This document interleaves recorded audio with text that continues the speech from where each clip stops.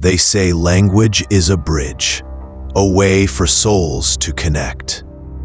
But what if that bridge didn't lead to another person? What if it led somewhere else? In the winter of 1979, in a small, forgotten village, two sisters were born, identical in every way, and from the moment they could speak, they spoke a language no one had ever heard before, a language no one had taught them.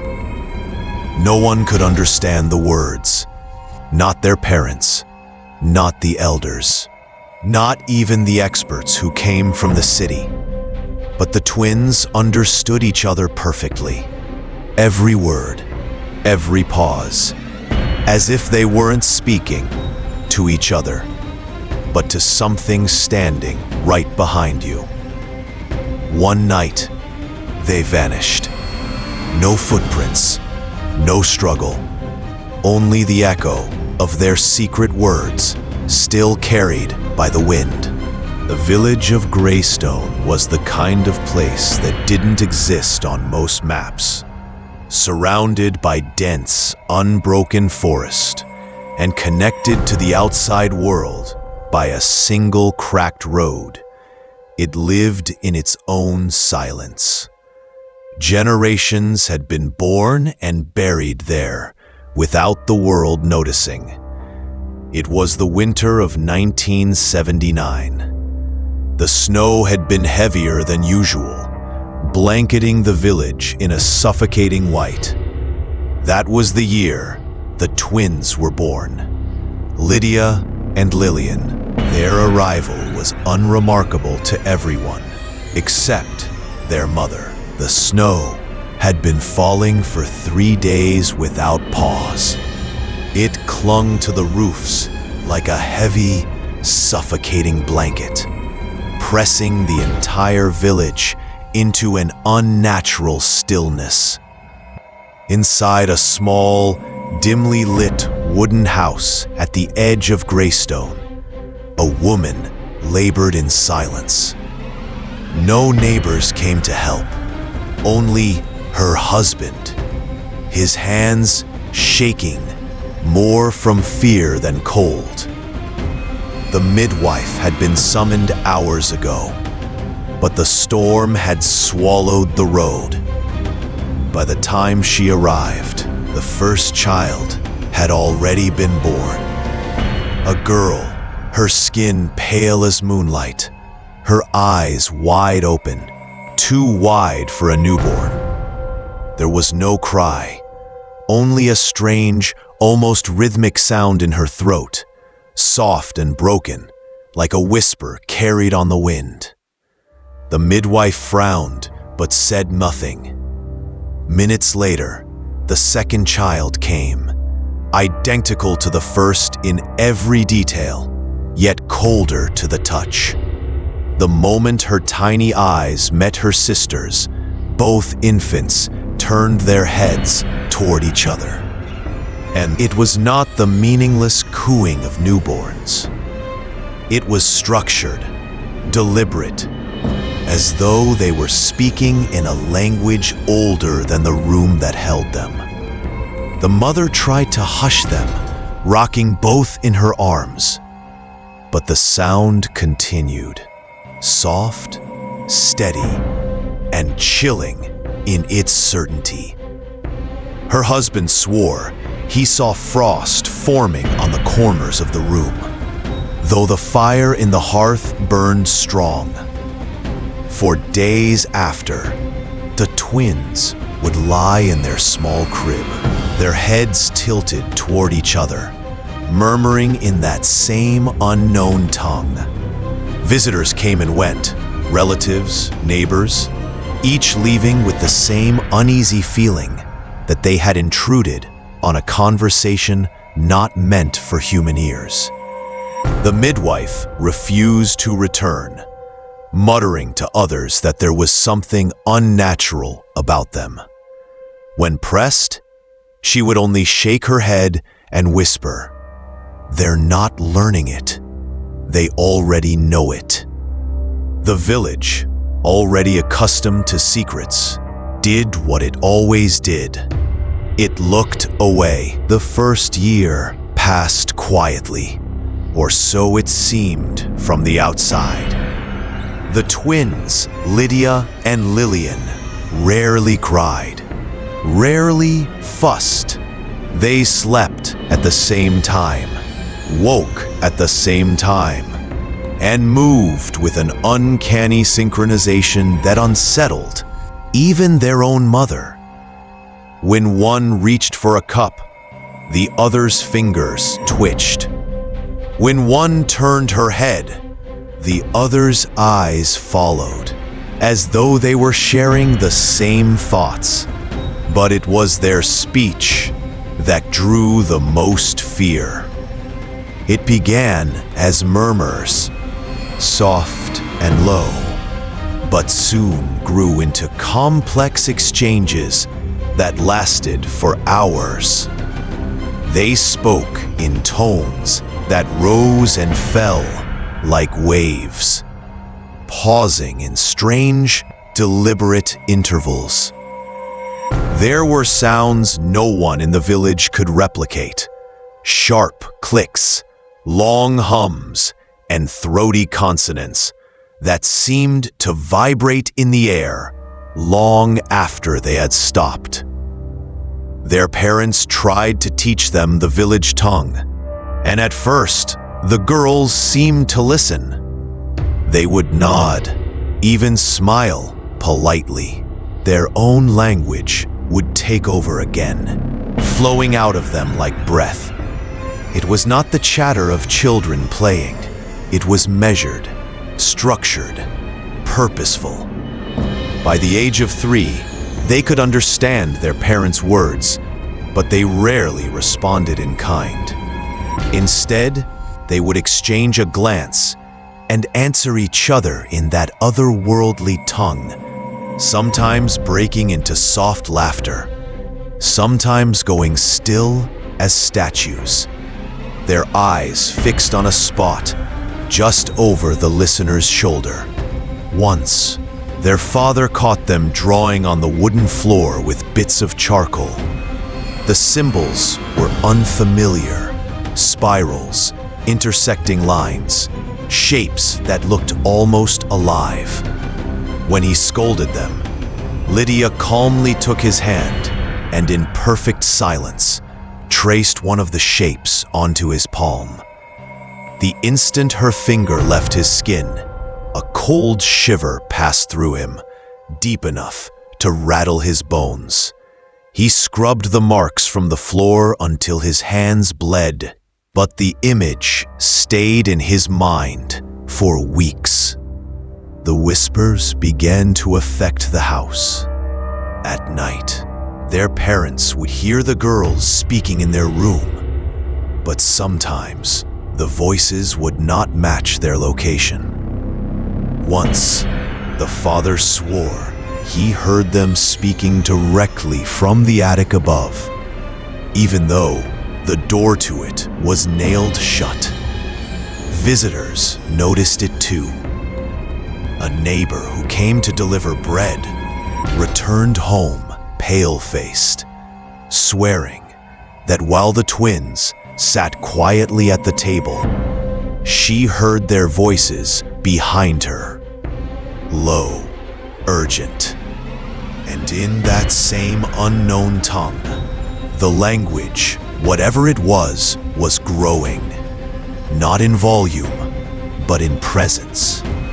It was as though it was taking root, spreading beyond the girls themselves, and those who heard it long enough began to dream in sounds they could not pronounce. By the time the twins were 5, the entire village knew there was something wrong with them. Not just different, wrong. At first, it was the whispers people noticed. When the girls walked through the narrow dirt paths between cottages, they spoke to each other in that strange, fluid language. didn't matter if the streets were crowded or silent. Once their eyes locked on each other, their lips began to move, spilling out syllables that made the hairs on the back of your neck rise. Villagers tried to ignore it, pretending it was just a childish game. But deep down, no one believed that. Children their age avoided them. It wasn't that Lydia and Lillian were unkind. On the contrary, they smiled often, a polite, fixed smile that never reached their eyes. But when another child approached, the twins would turn toward each other, their voices dropping into quick, hushed bursts. The other child would freeze and then back away without a word. Animals were worse. Dogs barked madly when the twins came near, pulling at their chains until their necks strained. Cats would arch their backs, hiss, and vanish into the shadows. One morning, a farmer found his horse sweating and trembling in its stall, its eyes rolling wildly. The twins had been seen standing outside the barn the night before. Stranger still were the reports of their appearances in places they could not have been. A fisherman swore he saw them standing silently on the riverbank at dawn, though their parents insisted they were asleep at home. An old woman claimed she woke in the middle of the night to find them standing at the foot of her bed, hands clasped, speaking in perfect unison. When she screamed and lit a lamp, the room was empty. Rumors began to take shape, whispered in kitchens and over the creak of rocking chairs. Some said the girls were born cursed, the result of some sin their parents would not confess. Others believed they were not truly children at all, but vessels, two bodies holding one presence. A few spoke of an older story, a piece of local folklore, almost forgotten, about the mirrored ones who could speak with the dead. The parents felt the change as much as anyone. The bread left at their door grew stale before they could eat it. No one lingered when they visited the market. Conversations stopped when they walked by. And through it all, the twins seemed untouched by the growing fear around them. If anything, they seemed to thrive in it. Their language became more confident, their glances sharper, as if they knew a secret the rest of the village could not bear to hear. Fear has a way of growing roots, and in Greystone, those roots wound themselves around every conversation, every glance, every silent prayer whispered before bed. By the time Lydia and Lillian were 6, the village no longer saw them as children. They were an omen, a sign that something unseen was pressing against the thin walls of their world. It started quietly, offhand comments between neighbors. A fisherman's wife claimed she had once heard a similar language in her youth, though she would not say where. A woodcutter swore that the symbols the twins scratched into tree bark matched carvings he'd seen deep in the forest, in a place no one visited anymore. Each story sparked another. Soon, the village had built a library of whispered theories. The most common was that the twins were cursed. Some said their mother had wronged someone before their birth, a rejected suitor, a rival in love, who had sought revenge in the only way that truly lasts. Then came the tale of the mirrored ones. The oldest villagers, those with hands bent by time and eyes clouded by age, spoke reluctantly of a story passed down from their grandparents. It told of twin children, born every few generations, who spoke only to each other, who could call out to the spirits of the forest. These twins, the story said, would eventually vanish, sometimes into the trees, sometimes into the river, sometimes simply from the air itself. They were never seen again. And yet, sometimes their voices could be heard at night, speaking in that same forgotten tongue. A few of the younger men dismissed these tales as superstition, muttering that the old feared what they didn't understand. But even they found excuses not to walk past the twins after dark. Logic faltered in the face of those eyes, identical, unblinking, and too knowing for children so young. One man, a traveling priest who passed through Greystone that spring, offered another theory. He claimed the language was not from God's creation at all. It was, in his words, borrowed from the mouths of the damned. He urged the parents to send the girls to the city for treatment, to have the unnatural stripped from them.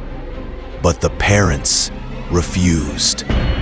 They insisted the twins were fine, that they were only different, not dangerous. The refusal was not met with gratitude. It was met with silence and a widening of the invisible circle the village had drawn around them. Some of the most unsettling accounts came from those who heard the girls speaking alone, far from home. A shepherd, returning from the fields at dusk, swore he saw the twins standing in the middle of the road, their backs to him, hands interlocked. They were chanting in perfect rhythm. But when he stepped closer, he realized the sound was not just coming from their mouths. It was all around him, inside the trees, in the wind, under the ground. He dropped his lantern and fled. The theories became less important than the growing certainty. Whatever they were, the twins were not meant to stay. And when the day came for them to leave, no one in Greystone would dare try to stop them. The first true incident began on a windless night. The sky was low and heavy. Clouds pressing down so close, it felt as though the air itself was thickening. The twins had been sent to bed early, their parents sitting in the main room by the fire. They were used to hearing the low hum of the girls' strange language drifting from the bedroom.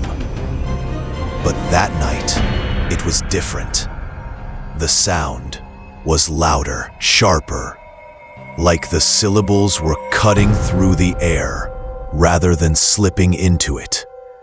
Their mother stood, uneasy, and went to the door. It was closed. Yet the voices seemed to be coming from much farther away, above perhaps, or even below the house.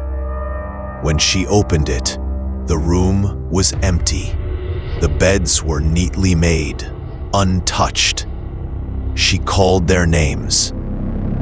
no answer. Her husband grabbed a lantern and they searched the small home, then the yard. Nothing. It was only when they stepped into the narrow lane between houses that they saw them. Lydia and Lillian were standing perfectly still in the middle of the road, barefoot in the frost. Their eyes closed. Their hands were clasped together, and their heads were tilted upward toward the blank sky. Their lips moved in unison, the strange words spilling out faster than ever before. The parents rushed to them, shaking their shoulders, but the girls did not react. It was as if they were somewhere else entirely. Then, without warning, both opened their eyes at the exact same moment. The pupils were dilated so wide that their irises were swallowed whole. They looked directly at their parents and spoke, not in the strange language, but in perfect, measured words of the village tongue. They are listening. The lantern flickered violently, and then that was only the beginning. In the weeks that followed, the village saw more. A farmer woke to find the twins sitting on his fence at dawn, their backs to him. When he called out, they turned and smiled. Then both simply vanished. He searched the field, the road, the hedges. Nothing. No footprints in the dew. No disturbed grass where they had sat. Another time, the butcher's wife claimed she saw the girls in her shop after closing. They stood by the counter, whispering to each other, but their reflections in the glass meat case did not match their movements. The reflections were looking at her. Animals grew restless to the point of violence. Chickens clawed at their coops. Goats rammed their heads against the walls. One night, a barn cat was found dead, its body twisted unnaturally, its eyes open wide in terror. The twins were seen near the barn that evening, watching silently from the shadows. The doors were barred earlier. Lanterns were kept burning through the night, as if light alone could keep the twins' influence away. But the language seemed to spread. Some swore they heard it in the rustling of leaves, in the creak of an empty swing, in the moan of the wind through the old church steeple. And those who heard it long enough found themselves dreaming of dark corridors, endless forests, and two small figures walking ahead of them, just out of reach. The day began with an unnatural stillness. Greystone was never lively, but that morning it felt muted. Even the animals seemed hesitant to make a sound. The mist hung low over the dirt roads, wrapping the village in a cold, damp shroud that refused to lift. By midday, word began to spread. The twins had been seen walking toward the forest. Not playing, not running, just walking, hand in hand, as they always did. Several villagers claimed they called out to them, but the girls did not react. They did not turn their heads, did not slow their pace. Their mother, hearing this, set out after them. But when she reached the edge of the village, there was no sign of them. Only the mist, curling between the trees, and the faint impression of two small sets of footprints in the frost-covered earth. She called their names until her throat burned. The forest swallowed her voice. The footprints were followed for a short distance, as if the twins had simply stepped upward into the air and vanished. Shaken, she returned home to wait for them, convinced they would wander back as they always had. But the village was uneasy. The elders muttered that this was the pattern, the final act, before the mirrored ones left for good. A few younger men gathered lanterns and decided to search the woods before nightfall. They moved in a loose group, their boots crunching through frost and dead leaves. The light from their lanterns trembling against the thickening mist. It was nearly dark when they found something. Not the twins, but marks on the ground. A wide circle of symbols burned into the frozen soil. The shapes were the same ones the girls had drawn in charcoal years earlier, only now they glowed faintly, as though lit from beneath the earth. In the center of the circle lay two objects, a single strand of black hair and a small white ribbon. Ignoring the murmurs of the others, stepped into the circle. The air inside felt heavier, colder, and he swore he heard something. Faint whispers, urgent and rapid, coming from all directions.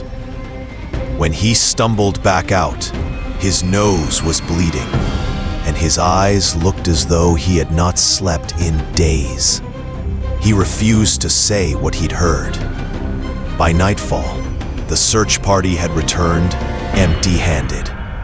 The parents sat in their home, the fire burning low, listening for the sound of the door opening.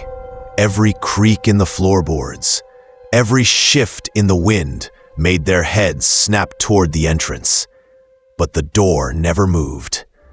Then, just after midnight, the village heard it.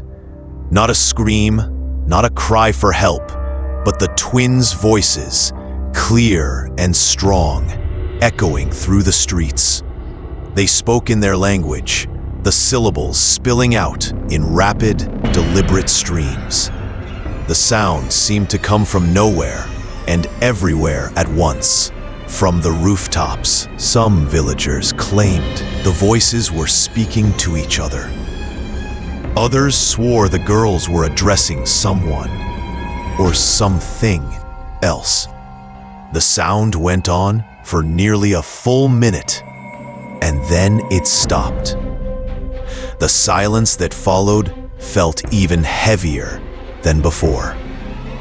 When the first light of dawn crept over the horizon, the mist was gone. So were the twins. The forest edge looked as it always had. The village streets lay empty, and the only proof that the night had happened at all was the faint trace of symbols burned into the earth at the edge of the woods, still glowing in the cold morning air. The morning after the voices, the village gathered at the forest's edge. No one wanted to step into the trees, but the unspoken law of Greystone was clear. When something like this happened, everyone played their part. The elders stood in a tight cluster, murmuring prayers under their breath. The younger men tightened their scarves, lit their lanterns, and began the search. The air inside the forest felt different from the night before. Drier, almost hollow, The sound of boots on frozen ground echoed too loudly, as if the trees themselves were listening. They found the circle of burned symbols easily. It had not faded overnight. If anything, the lines glowed brighter, like embers buried deep in ash. The white ribbon that had lain in the center was gone. Beyond the circle, the forest floor was untouched. No footprints, no broken branches, no sign of anyone passing through. The men split into groups, calling the twins. Hours passed, and the only reply was the distant caw of crows. Back in the village, the twins' mother sat in the doorway of her home, staring down the empty road. Her hands were clasped so tightly in her lap that her knuckles were bloodless. Neighbors brought bread, water, blankets, but she didn't take them. She only asked, "Have you heard them?" Some claimed they had. A milkmaid swore she heard the twins whispering behind her in the market, though no one stood there. A shepherd boy said he saw two figures in the mist by the river, but when he blinked, they were gone. Even the schoolmaster, a man who prided himself on reason, admitted that while he was alone in the classroom, he heard soft laughter from the back corner where two small chairs sat side by side. The search parties returned by nightfall, exhausted and empty-handed. They had covered On the second night, the voices came again. This time they were softer, almost a lullaby. The language was the same, that fluid, haunting tongue, but the rhythm was slower, almost tender. Some who heard it felt an overwhelming sadness, as though something precious had been lost forever. Others described a cold weight settling on their chests, as if the words themselves carried a warning. By the third day, no one spoke openly of finding the girls. The elders declared the search over, though no formal announcement was made. The forest was to be avoided at all costs. Children were told not to wander, and doors were bolted even before sunset. The parents kept the girls' room exactly as it was. Two small beds, neatly made. A cracked wooden wardrobe with their dresses still hanging inside. And on the floor between the beds, faint marks scratched into the wood. The symbols were nearly identical to those burned into the forest floor, though no one dared touch them.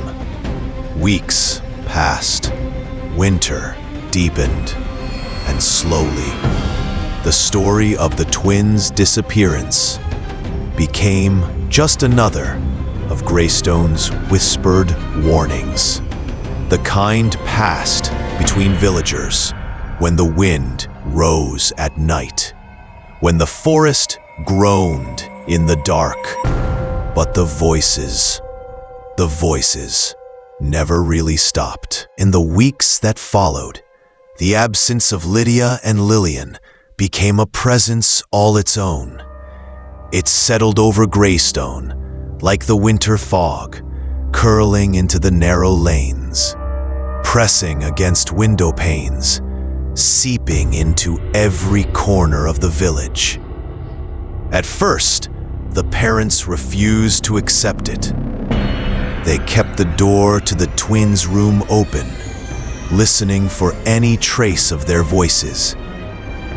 Each morning, their mother laid out 2 plates at the table, waiting for the soft sound of bare feet on the wooden floor. Each night she lit a candle on the windowsill, as though the faint flame might guide them home. But the house was never truly silent.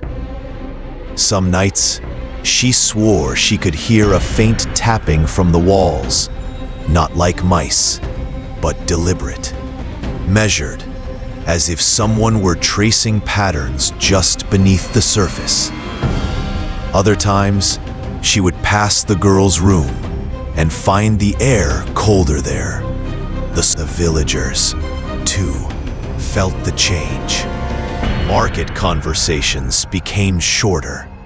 Travelers who passed through sensed the heaviness and rarely stayed more than a night.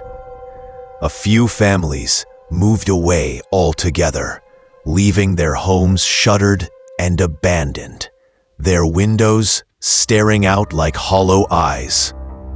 The circle in the forest remained. Through snow and rain, the burned symbols did not fade.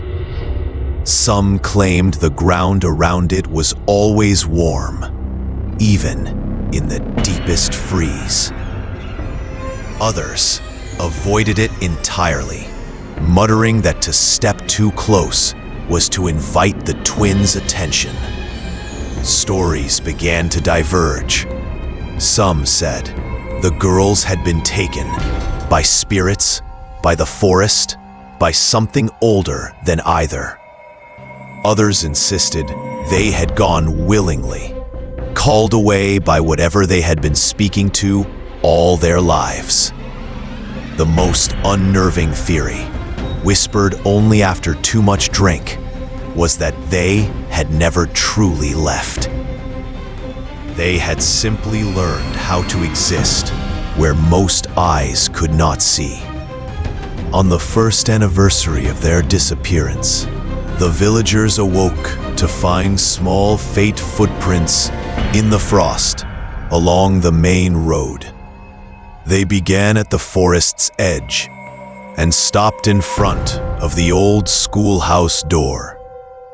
Inside, on the blackboard, was a single chalk drawing. Two identical figures holding hands, surrounded by looping, unfamiliar symbols. No one touched it.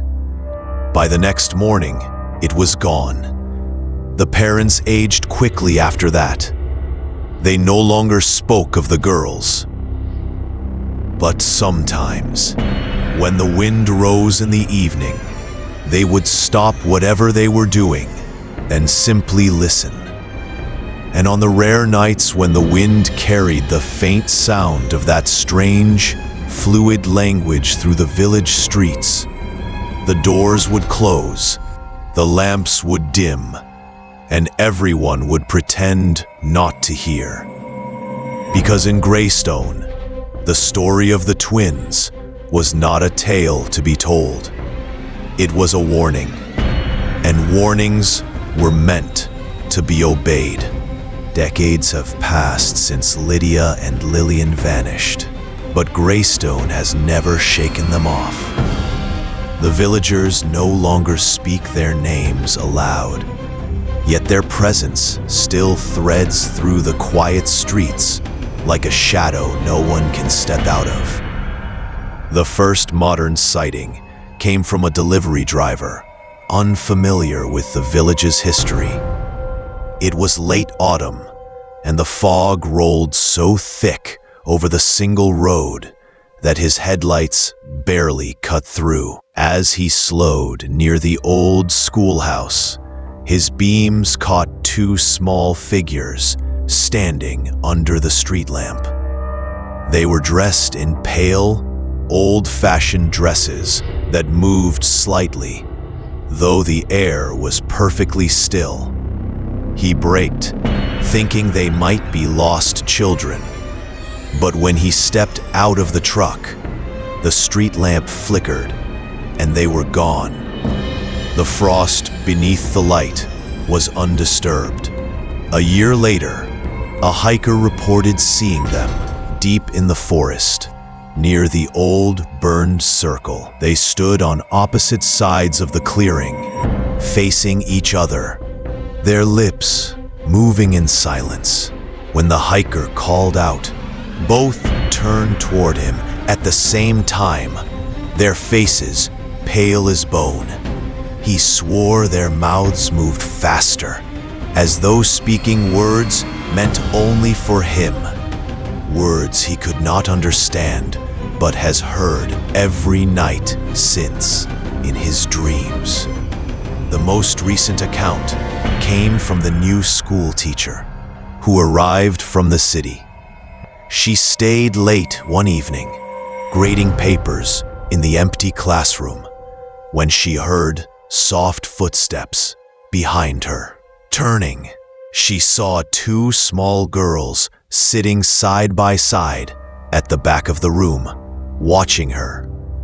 In the next blink, the chairs were empty. Some stories fade when the years pass. They lose their edges, their weight, until they are nothing but harmless bedtime tales. The story of Lydia and Lillian is not one of them. Here in Greystone, it has not faded.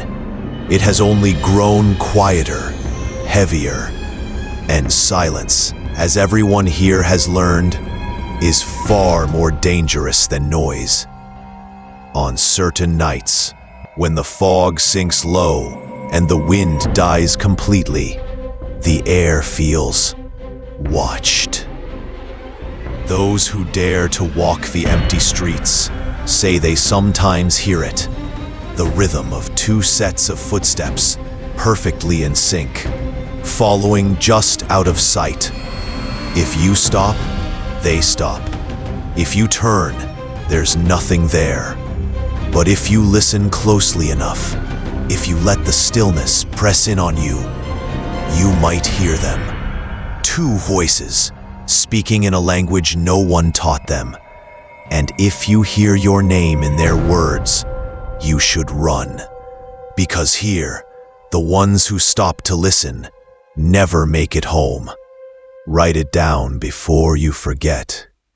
And subscribe, because some stories aren't finished, and the next chapter might already have begun.